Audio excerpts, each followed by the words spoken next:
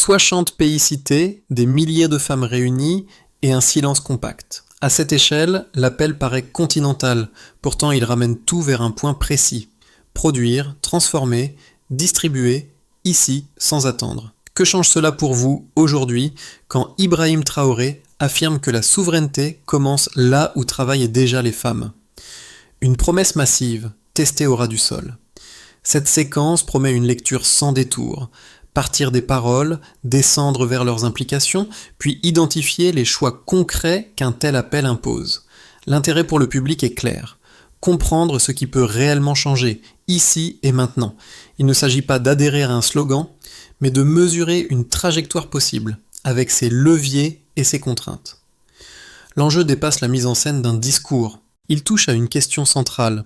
Comment transformer une exhortation morale en capacité d'agir, surtout pour celles qui produisent déjà sans reconnaissance suffisante? Le texte source place la souveraineté comme horizon, mais rappelle qu'elle reste fragile, tant que la dépendance extérieure perdure et que l'unité intérieure se fissure. Dans ce cadre, la place accordée aux femmes n'est pas symbolique. Elle devient un test de cohérence entre ambition et réalité. Ce récit assume aussi une tension, affirmer l'autonomie tout en évoquant la nécessité de soutien. Suivre cette ligne permet d'évaluer si la promesse tient, non par l'émotion, mais par les mécanismes proposés et les effets attendus sur le terrain. La clé du discours n'est pas un slogan, mais un déplacement précis du centre de gravité. Devant un auditoire évoquant 60 pays, l'argument central ne monte pas vers l'abstraction. Il descend vers la chaîne la plus concrète de l'économie. Cette bascule éclaire le propos d'Ibrahim Traoré. La souveraineté ne se proclame pas, elle se fabrique là où la valeur naît, se transforme et circule. Le contexte posé est volontairement resserré. Le discours part d'un constat de dépendance persistante, nourri par l'exportation de matières premières et par l'attente répétée d'un appui extérieur. À cela s'ajoute une fragmentation intérieure décrite sans détour, division sociale, culturelle et territoriale qui affaiblissent toute ambition collective. Dans ce cadre, l'unité n'est pas présentée comme un idéal moral, mais comme une condition opérationnelle. C'est ici que la place des femmes devient structurante. Le texte source les décrit comme une force déjà active, mais maintenue en périphérie des décisions et des ressources. En zone rurale comme en milieu urbain, elles produisent, transforment, nourrissent et organisent, souvent sans accès suffisant à la terre, à l'eau, aux outils ou à la formation. Le discours ne les évoque pas pour illustrer une injustice abstraite. Il les utilise comme point de vérification. Si leur capacité d'agir progresse, alors la chaîne tient. Si elle reste bloquée, l'ensemble se fragilise. Ibrahim Traoré articule alors deux niveaux. D'un côté, une ambition continentale, affirmant que l'indépendance ne peut venir d'un seul État isolé.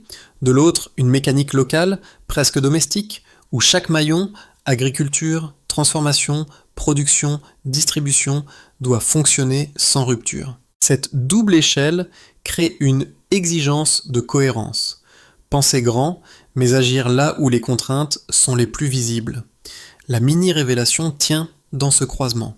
L'unité et la souveraineté cessent d'être des mots de tribune pour devenir des résultats observables, mesurés par ce qui change ou non dans la capacité quotidienne à produire et à transformer. Le discours installe un personnage guide qui n'est ni individuel ni abstrait. C'est une figure collective, la femme africaine, surtout celle des zones rurales, placée au point exact où la promesse se vérifie. Elle cultive, transforme quand les moyens existent, nourrit des familles et alimente des marchés locaux. Rien d'héroïque dans la description. Tout est fonctionnel, presque quotidien. C'est précisément ce qui rend la figure décisive. Un premier cas, rural, sert d'ancrage. La productrice travaille au plus près des matières premières. Lorsque l'accès à l'eau, à la terre et aux outils est possible, elle peut transformer ce qu'elle produit et ne plus dépendre d'une aide extérieure incertaine. L'impact précoce n'est pas une rupture spectaculaire, c'est une continuité rendue viable. Produire, transformer, puis écouler sans attendre. Un second cas apparaît dans Miroir urbain. L'entrepreneur n'est pas opposé au monde rural, elle en devient l'extension. Elle organise la transformation, la distribution et l'accès au marché intérieur. Le discours souligne que cette continuité est indispensable. Sans relais urbain, la valeur créée au champ s'épuise rapidement. Ici, l'effet immédiat se mesure par la capacité à structurer une chaîne, pas par des annonces. Ces deux figures ne sont pas décoratives. Elles servent à déplacer la scène du symbolique vers l'opérationnel. Le message implicite clair étant clair, si ces trajectoires restent bloquées, l'unité reste théorique. Si elles avancent, la souveraineté devient praticable. Le personnage guide n'incarne pas une promesse future. Il révèle ce qui peut changer en premier, là où les contraintes sont les plus fortes. Au fond, une évidence s'impose. Sans accès réel, aucune unité durable ne tient. Avant, le discours parle d'attente. Une attente devenue habitude, presque une posture, nourrie par l'idée que l'aide extérieure finira par combler les manques. Puis vient le déclenchement. Cette attente est explicitement désignée comme un frein. Ibrahim Traoré tranche le fil. Il affirme que compter indéfiniment sur l'extérieur empêche toute souveraineté réelle. Le ton change, le rythme se resserre et la scène quitte l'ambiguïté. Le paroxysme s'installe lorsque la parole s'ouvre sur la douleur collective, des enfants qui meurent, une industrie décrite comme stagnante, des vies risquées sur les routes de l'exil pour chercher ailleurs ce qui devrait être possible sur place. Ces éléments ne sont pas alignés pour émouvoir gratuitement, ils servent de point de pression. Le message est simple, tant que ces réalités persistent, aucun discours sur l'indépendance ne peut tenir. Ibrahim Traoré ne contourne pas la brutalité de cette question. Il la place au centre pour justifier le basculement. À partir de là, le discours change d'échelle. Il ne s'agit plus seulement d'un pays, mais d'un continent. L'indépendance est présentée comme impossible si elle reste isolée. L'unité devient une condition, non un slogan. Les divisions sont nommées. Religion, culture, langue, méfiance héritée. Puis vient l'affirmation clé. Les femmes sont décrites comme capables d'aplanir ces fractures, non par un pouvoir symbolique, mais par des réseaux concrets de coopération et de production. Les répliques suivent, structurées comme une mécanique, l'agriculture, la transformation, la production, puis la distribution. La chaîne est énoncée comme une route à emprunter, pas comme une métaphore. Le discours insiste sur les zones rurales, présentées comme le lieu où la différence se fait réellement. C'est là que la production commence, là que la transformation peut ancrer la valeur, là que l'autosuffisance cesse d'être abstraite. Ibrahim Traoré refuse explicitement la posture d'assistance. Il répète que l'horizon est l'autosuffisance, et que l'entrepreneuriat est le levier pour y parvenir. Viennent alors les annonces d'action. Créer des espaces de production et de transformation. Déployer des programmes de formation professionnelle, faciliter l'accès aux technologies et aux ressources nécessaires pour entreprendre. Mettre en place des mécanismes de soutien. Le discours se durcit. Il ne s'agit plus seulement de reconnaître un rôle, mais d'ordonner une mise en œuvre. Les mots se succèdent avec des verbes d'action, comme pour réduire la distance entre la scène et le terrain. Une couche financière est ajoutée. Prêts préférentiels, fonds dédiés, mécanismes d'investissement. L'objectif est répété sans détour, permettre d'emprunter, de créer, puis de développer une activité. Les infrastructures de base sont nommées comme des prérequis. Accès à la terre, accès à l'eau, accès aux outils de production. L'État est présenté comme responsable de ces fondations, surtout en milieu rural. La séquence se referme sur une injonction. Se lever, croire en ses capacités, travailler ensemble, construire une Afrique autonome et durable. Ibrahim Traoré ne conclut pas par une promesse lointaine, mais par une exigence immédiate. Passer des paroles aux actes sans délai. L'argumentation repose sur peu de chiffres, mais chacun joue un rôle structurant. Le premier repère est l'échelle de l'auditoire. 60 pays sont évoqués comme horizon d'écoute et de coordination. Ce chiffre ne mesure pas un résultat. Il indique une ambition continentale et un cadre d'action élargi. Ce repère sert de point de départ à une comparaison implicite. Parler devant des femmes venues de 60 pays signifie que le message dépasse le cadre national, mais il ne s'en abstrait pas. Le discours utilise cette ampleur pour renforcer une idée inverse. Plus l'échelle est large, plus le test de crédibilité devient local. Ibrahim Traoré ne s'appuie pas sur ce nombre pour impressionner, mais pour rappeler que l'unité proclamée ne vaut que si elle se traduit dans des contextes très concrets, souvent ruraux, où les contraintes sont les plus fortes. Le deuxième repère est moins précis, mais tout aussi parlant, Des milliers de femmes sont décrites comme présentes et à l'écoute. Cette masse indique une force déjà existante, mais encore insuffisamment reconnue et outillée. Là encore, l'intérêt n'est pas statistique. Le discours ne cherche pas à mesurer un pourcentage ou une progression. Il utilise cette pluralité pour souligner un paradoxe. Une force humaine nombreuse peut rester marginale si elle n'a pas accès aux ressources clés. En creux, la comparaison est claire. Avant, ces milliers de femmes sont actives mais dispersées, dépendantes de conditions précaires. Après, si l'accès à l'eau, à la terre, aux outils et à la formation s'améliore, cette même masse devient un levier de transformation. Le chiffre sert donc à penser un basculement de potentiel, pas à prouver une performance. Le troisième repère est une structure plutôt qu'un nombre, une chaîne en 4 maillons, agriculture, transformation, production, distribution. Cette séquence fonctionne comme un instrument de mesure qualitative de la souveraineté. Chaque maillon permet de lire un avant et un après.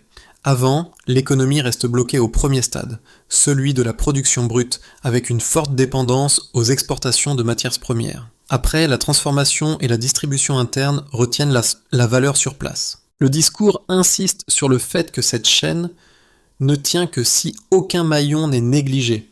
En zone rurale, si la production existe sans transformation, la valeur s'échappe. En milieu urbain, si la distribution se développe sans ancrage productif local, la dépendance persiste. Cette chaîne devient ainsi un outil de diagnostic. Là où elle se rompt, la souveraineté recule. Ibrahim Traoré articule ces 3 repères dans une logique cohérente. L'échelle continentale donne la direction. La masse de femmes indique la capacité latente. La chaîne de valeur précise le mécanisme. Ensemble, ils dessinent une trajectoire mesurable, non par des statistiques immédiates, mais par des signes observables. Existence d'espaces de transformation, formation opérationnelle, accès réel aux outils et aux infrastructures. La preuve avancée n'est donc pas chiffrée au sens classique. Elle repose sur des éléments vérifiables par l'usage. Si ces conditions apparaissent et se stabilisent, la promesse avance. Si elle reste théorique, le discours demeure une exhortation. La lecture quantitative proposée est volontairement sobre, mais elle fournit un cadre clair pour juger ce qui change réellement sur le terrain. Une première lecture, favorable, considère le discours comme une architecture cohérente. L'argument central est jugé solide. Relier souveraineté, unité et développement, puis placer les femmes au cœur de la chaîne de valeur. Dans cette perspective, l'insistance sur l'agriculture, la transformation et la production locale répond à une faiblesse bien identifiée, la dépendance persistante aux exportations de matières premières. L'appel à investir dans la formation, l'accès aux ressources et l'entrepreneuriat apparaît alors comme un choix rationnel, orienté vers des effets cumulatifs. Les femmes, surtout en milieu rural, sont vues comme des actrices déjà présentes au point névralgique du système. Leur donner des moyens, c'est renforcer le maillon le plus décisif sans créer de dispositif artificiel. Une seconde lecture, plus critique, met en avant une tension difficile à tenir. Le discours affirme qu'il ne faut plus attendre l'aide extérieure, tout en appelant explicitement à la coopération avec des gouvernements, des organisations internationales et des ONG. Cette coexistence peut être interprétée comme une contradiction opérationnelle. Comment proclamer l'autonomie tout en reconnaissant une dépendance transitoire aux soutiens extérieurs? À cela s'ajoute une réserve sociale et politique. Attribuer aux femmes un rôle central dans l'unité et la résolution des conflits peut sembler excessif, tant la fragmentation évoquée, culturelle, religieuse, territoriale, dépasse la seule sphère économique. Le risque pointé est celui d'un écart entre l'ambition du discours et la capacité réelle de mise en œuvre. La réponse: si l'on reste strictement dans le contenu source, ne nie pas ses objections, elle les intègre. Le discours ne promet pas une rupture immédiate, il parle de mécanismes, de programmes et de politiques comme étapes intermédiaires. L'autonomie est présentée comme une direction, non comme un état instantané. La coopération extérieure n'est pas décrite comme une tutelle, mais comme un levier temporaire destiné à renforcer des capacités locales sans se substituer à la décision interne. De même, le rôle attribué aux femmes n'est pas celui d'une mission symbolique, mais d'une fonction économique précise, inscrite dans des chaînes de production observables. Ainsi, le discours se défend moins par l'idéalisme que par une logique de transition. Il invite à juger non l'intention, mais la capacité à réduire progressivement l'écart entre parole et terrain. Et, au fond, tout se joue sur le terrain. À ce point du discours, le centre de gravité bascule silencieusement. La femme rurale n'est plus seulement une figure valorisée, elle devient un indicateur. Si sa capacité d'agir augmente, la souveraineté avance. Si elle reste bloquée, tout le reste ralentit. Cette idée reconfigure la lecture de l'ensemble. L'unité cesse d'être un mot d'ordre et devient une variable dépendante de conditions très concrètes. Ibrahim Traoré opère ici un retournement discret. Il ne demande plus d'adhérer à une vision. Il propose un critère d'évaluation. Accès réel à l'eau, à la terre, aux outils, à la formation. Ces éléments deviennent les marqueurs visibles du changement. Le discours suggère que c'est à ce niveau que se vérifie la cohérence entre ambition continentale et action locale. Là où ces accès progressent, la chaîne tient. Là où il manque, la promesse se fissure. Cette révélation modifie aussi la hiérarchie des priorités. L'innovation n'est plus pensée comme un sommet technologique lointain, mais comme une amélioration progressive des capacités existantes. Produire mieux, transformer sur place, distribuer sans rupture. La souveraineté n'apparaît plus comme un trophée final, mais comme une discipline quotidienne, mesurable par des usages concrets. Le milieu du récit ne promet pas une accélération spectaculaire. Il impose un test simple, répété partout, ce qui change pour celles qui tiennent déjà la chaîne. Les effets décrits par le discours se lisent différemment selon la place occupée dans la société. Ils ne forment pas une promesse uniforme, mais une série de conséquences spécifiques liées à des rôles précis et à des contraintes distinctes. Cette lecture par groupe permet de tester la cohérence de l'appel porté par Ibrahim Traoré. Pour les institutions publiques et les gouvernements, la première conséquence est une obligation de cohérence. Annoncer des programmes engage à produire des dispositifs visibles et utilisables sur le terrain. Cela signifie créer des espaces de production et de transformation, soutenir la formation professionnelle et garantir l'accès aux ressources de base, surtout hors des capitales. L'appel à l'unité transforme aussi l'enjeu en test politique. Réduire la fragmentation ne peut plus relever du discours, mais de cadres concrets qui rendent la coopération praticable. La crédibilité de l'action publique se mesure alors à sa capacité à faire correspondre les priorités annoncées avec des conditions matérielles effectives. Pour le monde économique, l'entrepreneuriat et le financement, le discours déplace la notion d'opportunité. Il ne s'agit plus seulement de créer des entreprises, mais de consolider une chaîne de valeur complète. L'accent mis sur les prêts préférentiels et les fonds dédiés implique une responsabilité partagée. Financer sans dissocier capital, compétences et accès aux infrastructures. Les entreprises urbaines sont invitées à prolonger l'effort rural en structurant la transformation et la distribution pour le marché intérieur. Si cette continuité échoue, l'investissement perd son effet d'entraînement et la dépendance persiste. Pour les citoyennes et citoyens, surtout en milieu rural, l'impact est d'abord matériel. Le travail souvent invisible des femmes est requalifié comme un pilier économique. Concrètement, l'accès à l'eau, à la terre, aux outils et à la formation peut transformer des activités de subsistance en sources de revenus plus stables. Cette évolution implique aussi un changement social. Accepter que les femmes occupent davantage l'espace économique et décisionnel. Le discours associe cet enjeu à une question de dignité collective, en liant l'amélioration des conditions locales à la réduction de l'exil risqué. À l'échelle régionale et pour les partenaires extérieurs, la conséquence est une logique de réseau. La coopération entre pays et entre femmes de différents pays est présentée comme un multiplicateur de capacités. En même temps, une tension demeure. Rechercher des soutiens extérieurs tout en affirmant l'autonomie. Ibrahim Traoré suggère que cette tension peut être productive si les rôles sont clairs. Appui comme levier, pilotage local comme condition de souveraineté.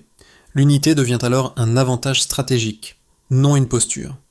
Ces conséquences dessinent une carte d'effets observable. Chacune engage des choix précis. Ensemble, elles permettent de juger si l'appel se traduit en changement réel ou s'il reste cantonné au registre de l'intention. À partir des conditions posées par le discours, 3 trajectoires plausibles se dessinent à moyen terme.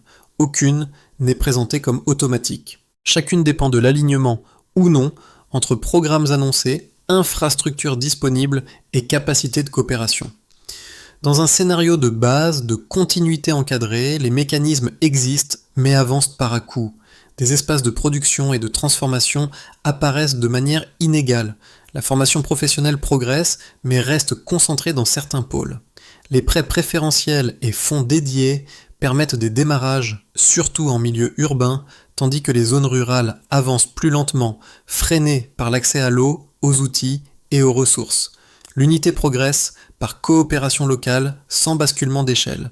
La promesse tient partiellement, mais son impact demeure fragmenté. Dans un scénario optimiste, d'effet de chaîne, plusieurs conditions s'alignent rapidement. Si l'accès à l'eau, à la terre et aux outils s'améliore dans les zones rurales, alors la production gagne en régularité. Si la formation est pratique et continue, alors les compétences de transformation, de gestion et d'organisation se diffusent.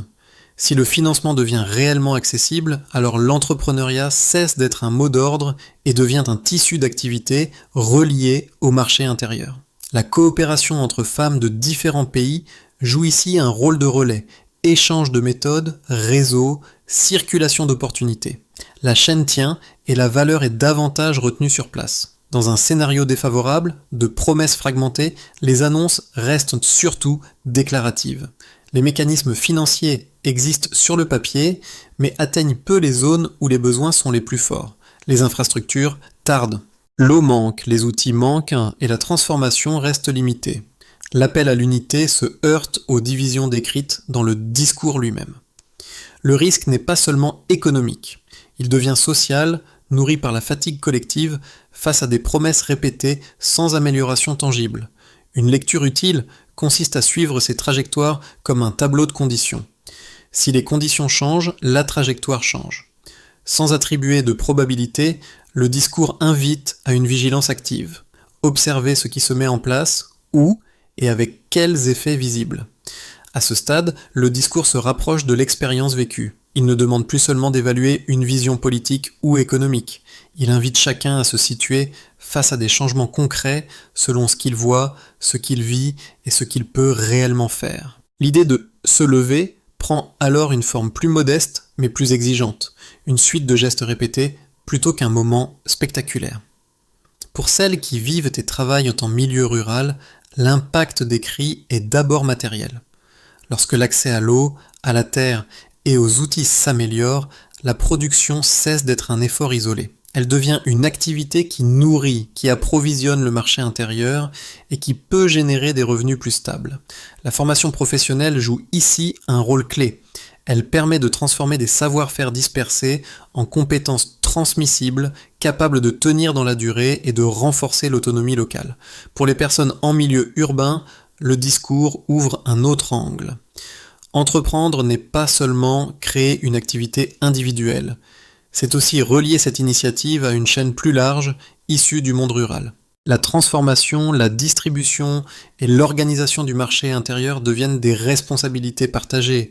La cohérence se mesure à la capacité à soutenir ce qui vient du terrain plutôt qu'à capter la valeur sans retour. Pour celles et ceux qui observent depuis l'extérieur, l'appel suggère une posture précise, soutenir sans confisquer, coopérer sans imposer. Renforcer des programmes sans remplacer la décision locale. Cette attitude est présentée comme une condition de crédibilité autant que d'efficacité. Deux gestes simples émergent du texte source. D'abord, privilégier l'apprentissage concret et la transmission de compétences. Ensuite, encourager une coopération praticable fondée sur des réseaux et des liens durables. Ces gestes ne promettent pas un basculement immédiat. Ils dessinent un chemin accessible à l'échelle du quotidien. À ce point, le discours se prête à une traduction en étapes observables. Il ne s'agit pas d'ajouter des promesses, mais d'ordonner ce qui est déjà énoncé en une séquence logique vérifiable dans le temps.